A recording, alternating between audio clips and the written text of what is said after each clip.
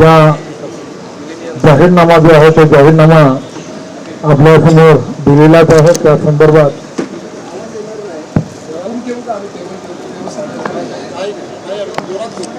Sir आवाज येतोय sir आवाज येतोय माईक।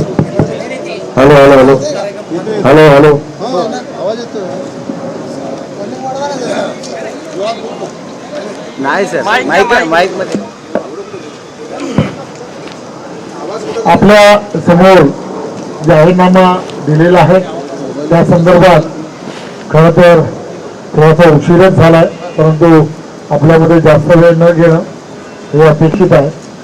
आपल्याला माहित आहे की नाईक साहेबांच्या नेतृत्वामध्ये नवी मुंबई महानगरपालिका हे नेहमीच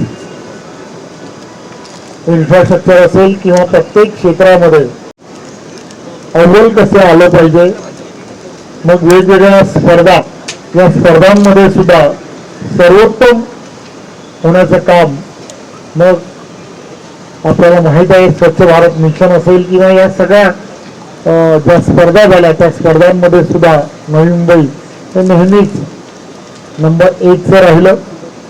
विविध पारितोषिकं त्यामुळे नवी मुंबई महानगरपालिकेला मिळाली आणि एकमेव महानगरपालिका की जी पाहण्यासाठी स्वयंपूर्ण असणारी महानगरपालिका म्हणून तिचा लौकिक आहे, ते नेहमीच सर्व महानगरपालिकेमध्ये एक पाऊल पुढे विकासाच्या दृष्टिकोनातून आणि विजन ठेवून वाहणारी अशी नेहमी राहिली आहे। त्यामुळे पुन्हा या महानगरपालिकेमध्ये भारतीय जनता पार्टीचा महापौर तर बसेलच, परंतु 5 वर्षासाठी विजन काय असावं हे या महानगरपालिकेमध्ये आदरणीय देशाचे पंतप्रधान नरेंद्र मोदीजी यांच्या नेतृत्वामध्ये, आदरणीय देवेंद्रजी यांच्या नेतृत्वामध्ये, आदरणीय नाईक साहेब असतील, आदरणीय मंदाताई असतील आणि या सगळ्या पदाधिकाऱ्यांनी मिळून एक विजन हे आपल्या समोर ठेवलेलं आहे, नागरिकांसमोर ठेवलेलं आहे।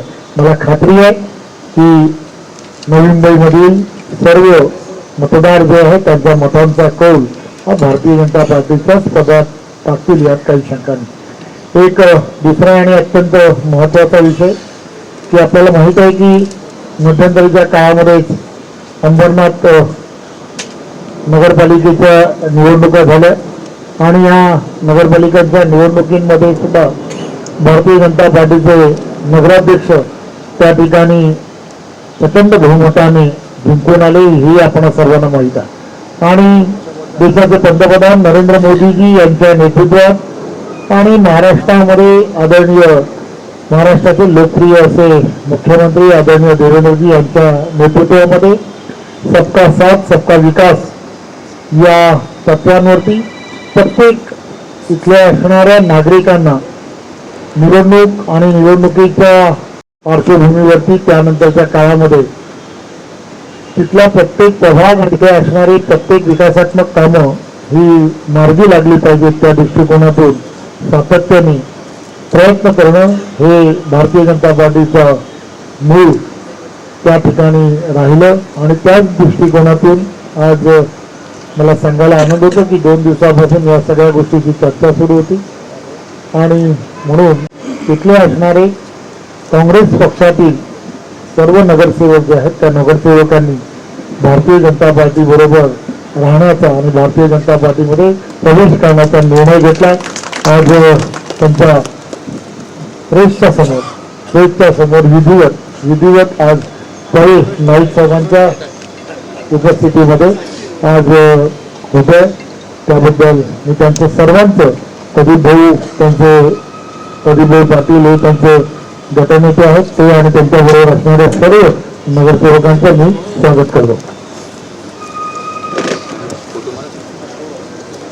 अंबरनाथ चे नगरसेवक